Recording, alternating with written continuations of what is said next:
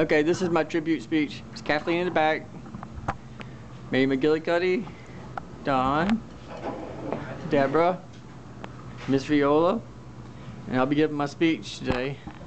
Hang on, put this down here. And I'll be giving my speech today on a tribute speech.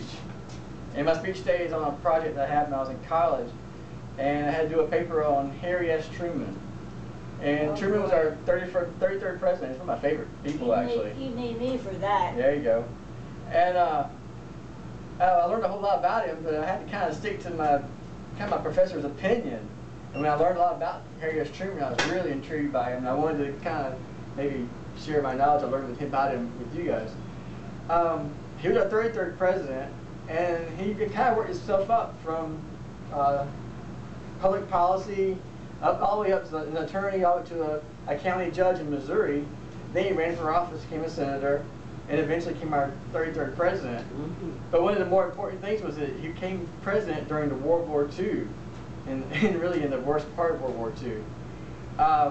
He had a really famous quote that I thought was pretty great, because while he was president during World War II, they were developing the atomic bomb. Right. And he was the one that actually suggested that he came to the decision that we had to use the bomb on Japan. And he had a really great quote where it said, if you've ever had a load of hay ever fall on you, because he's from Missouri, then you'll know what it feels like to have the moon and the stars fall on you, because that's what happened to me yesterday. And this is all secret knowledge of having learned that we've just developed the atomic bomb.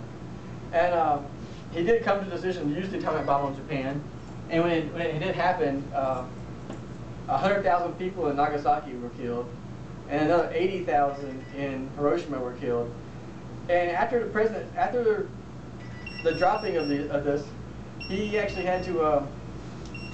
He really changed. His policy changed a lot, and he became a more sincere president, more down-to-earth president, a people's president, and the war-torn Truman really became a truly different, compassionate person. I thought he was a really great guy. I thought he was just about. I think he was a good president. I think he was a great president. And another thing that interested me about Truman was when he became president, he was one of the first presidents not to be a millionaire before he was president. But after he was president, he also wasn't a millionaire. He retired from the presidency as not a millionaire, and he refused to use public services, such as when you retire as a president, you get use of limousines and security. He didn't want any of that. And he actually drove his Chrysler New Yorker through New York to New York City into Philadelphia to do some speaking engagements. But one of the few things known about it, there was actually an assassination attempt made on Harry S. Truman when he was in Puerto Rico one year. And while he wasn't killed, of course, it was kind of an eye-awakening moment for him, I do believe.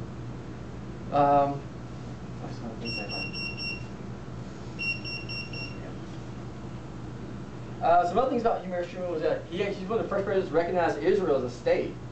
While it wasn't brought actually into a state until I think 63 or 64, Israel wasn't actually considered a state, but it was actually one of his first ideas to make Israel a state. I thought that's a pretty amazing idea, highly controversial.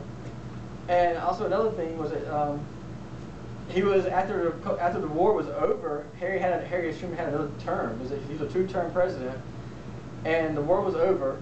But also he had the Cold War had just begun, and now here we are fighting Russia, and Joseph McCarthy was saying that Truman had spies in his cabinet, and was really heavy on Truman about on this subject. So he said Soviet spies were within his cabinet. So he had to go from carrying the country to actually have to fight people within his own country, his own senators. They're actually saying he is now a communist, which is really a strange time for him. What makes Harry S. Truman was that the fact that he was so modest. And I think it took a modest person to actually come to the conclusion that you have to use this massive bomb to end this war, this massive war, and then to end presidency and not walk out with a high head and still be a commoner, a common person. And I think that was an amazing thing. And I wanted to thank you very much for allowing me to share that with you. Thank you. And It was interesting. it is interesting. Thank you very much again. So that's my speech on Harry S. Truman. He died fishing when he retired in the mountains, didn't he? Somewhere in Philadelphia, I believe. But he probably had a couple homes. He was president.